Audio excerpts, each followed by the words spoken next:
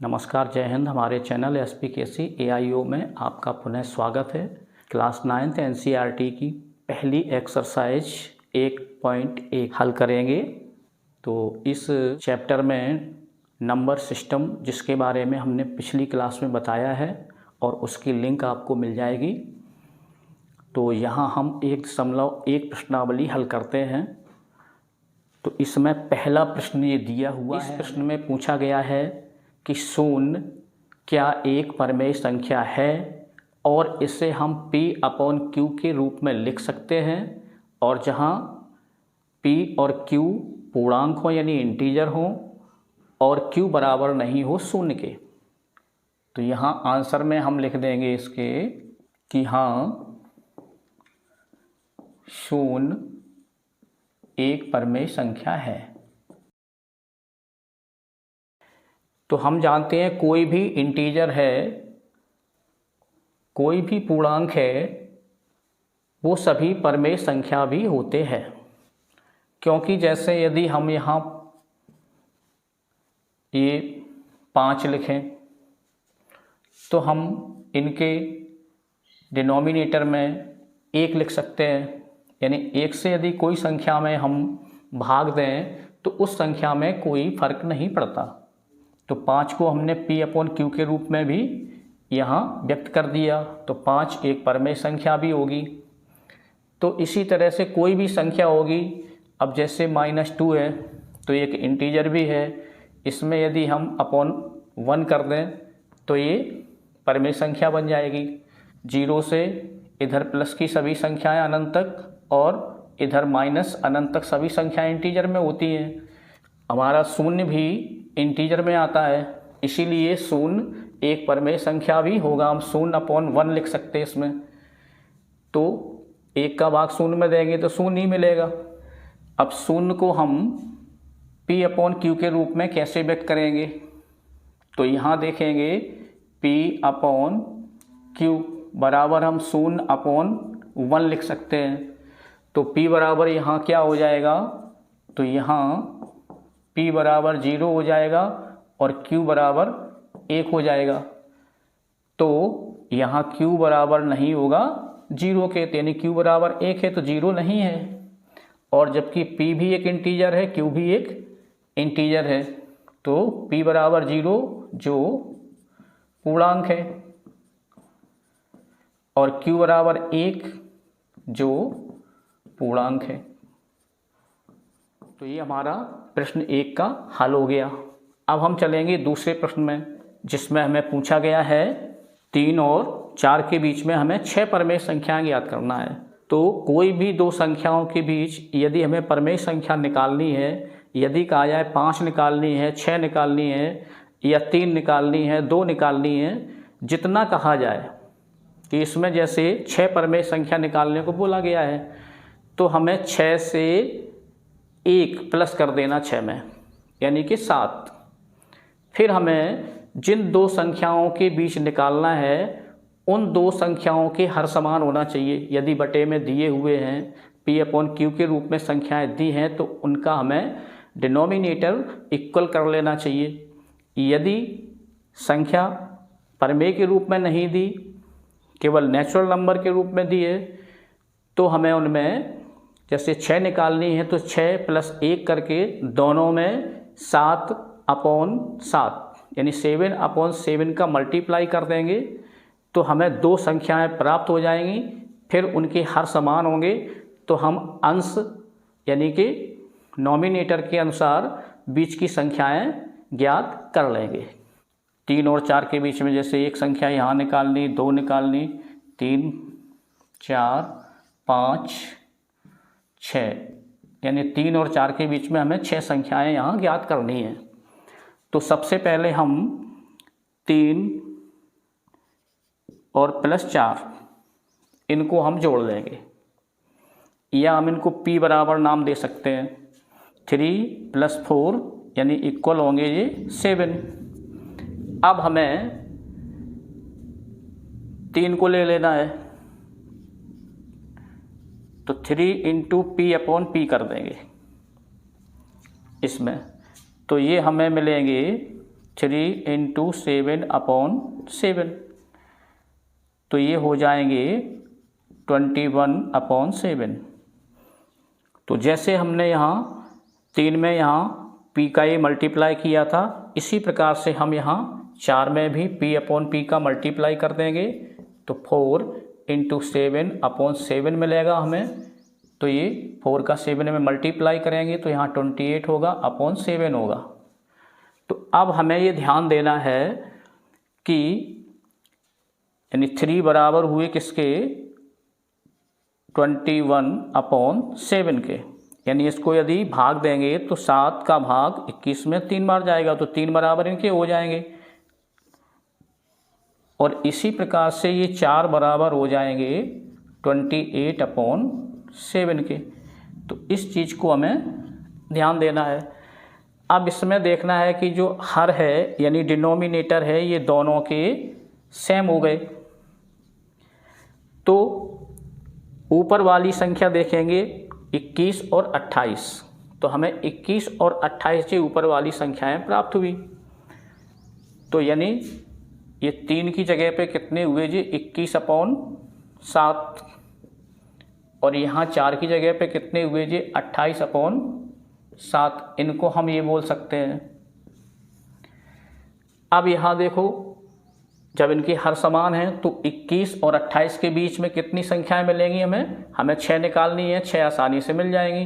तो 21 यानी कि यहाँ 22/7, यहाँ 23/7, यहाँ 24/7, यहाँ 25/7, यहाँ 26/7, यहाँ 27/7। तो ये हमें अभी संख्याएं प्राप्त हुई। तो यही हमारा आंसर हो जाएगा। अतः 3 व 4 के बीच 6 परमेय संख्याएं 22/7, 23/7, 24/7, 25/7, 26/7, 27/7 हैं। ये हमारा आंसर हुआ। अब प्रश्न 3 करेंगे हम। तो प्रश्न 3 में हमें बताया है कि 3/5 और 4/5 इन दोनों के बीच हमें 5 परमेय संख्याएं ज्ञात करनी है।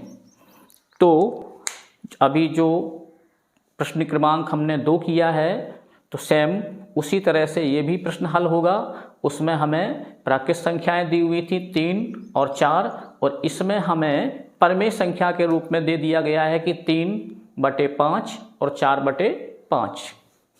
तो इसमें हर इसमें भी समान दिए हुए हैं, तो हर समान बनाने की यहाँ आवश्यकता नहीं होगी। हमें कितनी संख्याएं याद करनी, इसमें 5, तो हमें 5 + 1 करना है। 6 निकालनी थी तो 6 + 1 करना था। तो जितनी पूछा जाए उसमें हमें 1 ऐड कर देना है। तो यहाँ पे हम पहले p निकाल लेंगे। तो हल यहाँ हम लिख सकते हैं कि 5 परमेय संख्याओं के लिए, तो माना कि 5 परमेय संख्याओं के लिए p बराबर 5 + 1, 5 + 1 यानी p = 6। तो हमें ये p मिला।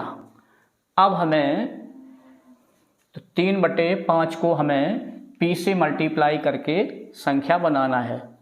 तो 3/5 बराबर, इसको हमें 3/5 में हम p/p का गुणा कर देंगे, या p/p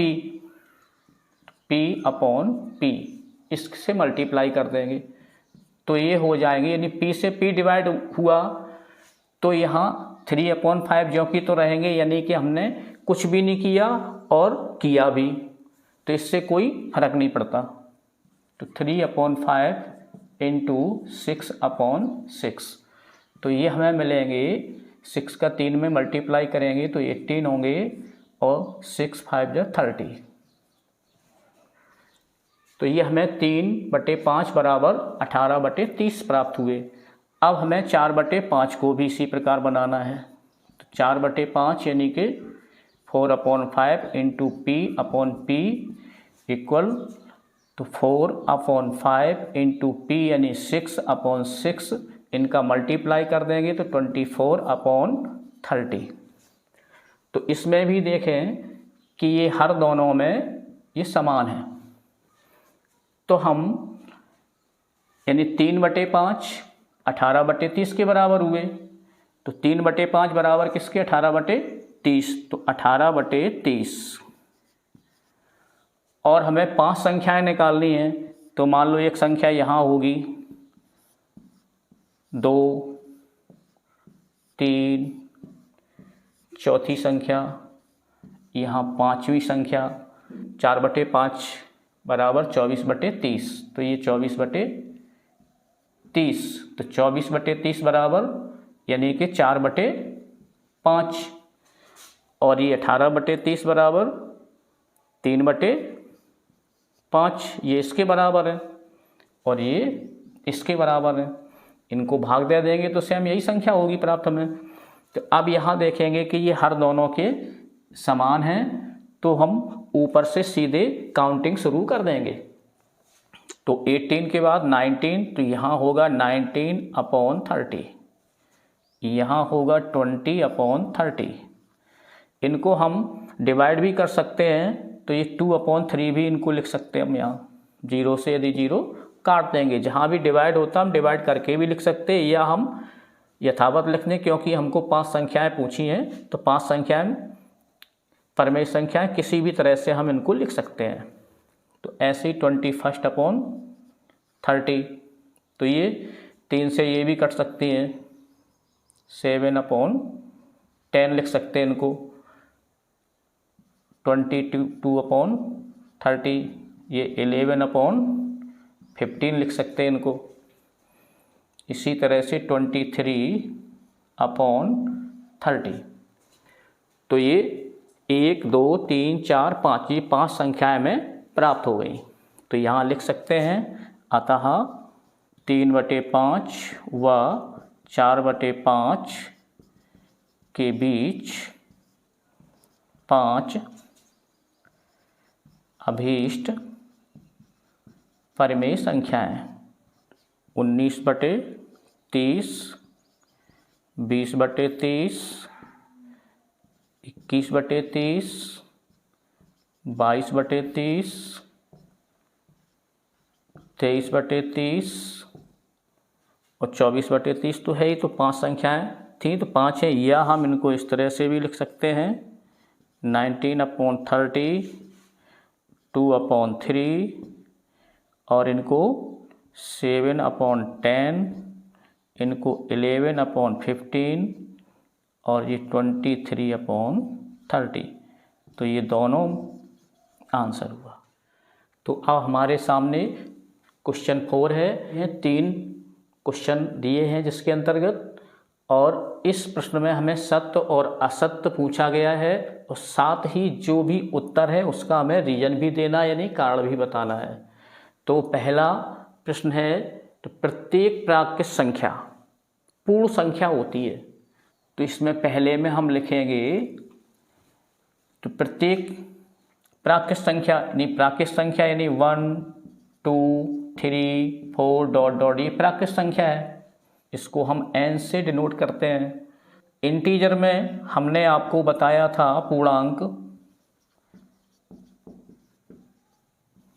तो इंटीजर में ये आपको -अनंत या -1, -2, -3 इस तरह से मिलेंगी, 0 भी मिलेगा, और यहाँ हमें 1, 2, 3 डॉट डॉट प्लस अनंत तक संख्याएं मिलेंगी। तो ये संख्याएं हमारी नेचुरल नंबर होती हैं, और 0 इसमें शामिल हो जाता है तो ये पूर्ण संख्या हो जाती है। तो यहाँ लिखेंगे हाँ, यानी कि सत्य है ये, क्योंकि जो पूर्ण संख्याएं हैं, पूर्ण संख्याओं के संग्रह में सभी प्राकृत संख्याएं आती हैं। अब दूसरा प्रश्न इसमें पूछा गया है कि प्रत्येक पूर्णांक एक पूर्ण संख्या होती है। तो प्रत्येक पूर्णांक, तो पूर्णांक यानी इंटीजर, पूर्णांक में तीनों शामिल होंगे, -1, -2, -3, माइनस इन्फिनिटी तक, और यहाँ 0, पूर्णांक में ये सभी मिलेंगे। और कहा है कि प्रत्येक पूर्णांक यानी ये भी, ये भी, ये भी, इनमें से कोई भी संख्याएं पूर्ण संख्या होती है। पूर्ण संख्या यानी कि ये 0, 1, 2, 3, 4 डॉट डॉट अनंत तक। तो अब यहां देखिए, तो ये संख्याएं शेष रह गई, ये संख्याएं, ये पूर्ण संख्या हुई, पूर्ण संख्या, इसको हम होल नंबर यानी W पूर्ण संख्या हुई ये। तो पूर्ण संख्या हुई ये, तो प्रत्येक पूर्ण संख्या पूर्णांक होगी। लेकिन प्रत्येक पूर्णांक, देखिए पूर्णांक इधर भी है, ये पूर्ण संख्या नहीं है, ये भी पूर्णांक में है, लेकिन ये पूर्ण संख्या नहीं है। तो इसलिए प्रत्येक पूर्णांक माने इनमें से प्रत्येक पूर्णांक पूर्ण संख्या नहीं होती है। तो यहां लिखेंगे असत्य है, क्योंकि इनमें से कोई भी ले लेंगे, क्योंकि -1, -2, -3 डॉट डॉट माइनस अनंत, ये संख्याएं पूर्णांक हैं, किंतु पूर्ण संख्या नहीं है। ये कारण हो गया इसका। अब ये तीसरा प्रश्न दिया हुआ है, तो इसमें पूछा गया है कि प्रत्येक परमेय संख्या एक पूर्ण संख्या होती है। परमेय संख्या में इंटीजर और डेसिमल बताया था, यानी कि पूर्णांक, और ये दशमलव। तो पूर्णांक में हमें ये सभी मिले, प्लस माइनस, ये तीनों हमने बताए थे यहाँ पे, -1, -2, -3, माइनस अनंत, इस तरह से।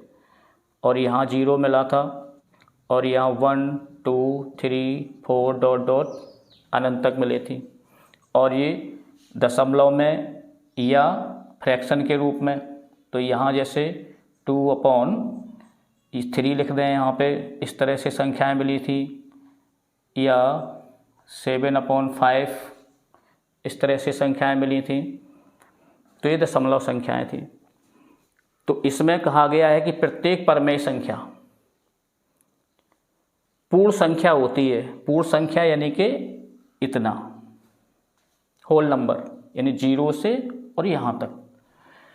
तो अब चूंकि कोई भी संख्या पूर्णांक संख्या हो, इंटीजर हो, तो उसे हम परमेय संख्या भी बोल सकते हैं, क्योंकि उसमें यदि हम एक से डिवाइड कर देंगे तो कोई अंतर नहीं आएगा। तो P/Q के रूप में इसको हम लिख सकते हैं, तो परमेय संख्या हो जाती है। यहाँ भी यदि 1 कर देंगे तो परमेय संख्या हो जाएगी। तो अब ये W यानी कि पूर्ण संख्या, तो प्रत्येक परमेय संख्या, तो परमेय संख्या में ये सभी आते हैं। तो प्रत्येक परमेय संख्या पूर्ण संख्या होती है। तो पूर्ण संख्या तो केवल इतनी होती है, और ये परमेय भी होती हैं। अब परमेय संख्याओं में ये ऋणात्मक भी आ गई और इस तरह से भी आ गई, डेसिमल वाली भी आएंगी और फ्रैक्शन वाली भी आएंगी। तो यहाँ लिखेंगे ये भी असत्य है, क्योंकि कोई एक संख्या ले लो, 7/5 एक परमेय संख्या है,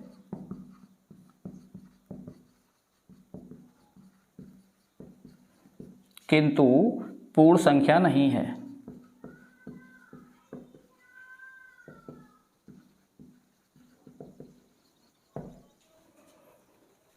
7/5 एक परमेय संख्या हो गई, लेकिन ये पूर्ण संख्या में नहीं इसको लिया जाएगा, तो इसलिए ये कथन असत्य है कि प्रत्येक परमेय संख्या पूर्ण संख्या होती है। यदि कहते उल्टा इसको पूछ देते कि प्रत्येक पूर्ण संख्या परमेय संख्या होती, तो उसको हम बोल देते कि यस होती है, वो सही होता कथन। लेकिन प्रत्येक परमेय संख्या पूर्ण संख्या नहीं होती। तो इस तरह से एक्सरसाइज 1.1 पूरी हुई।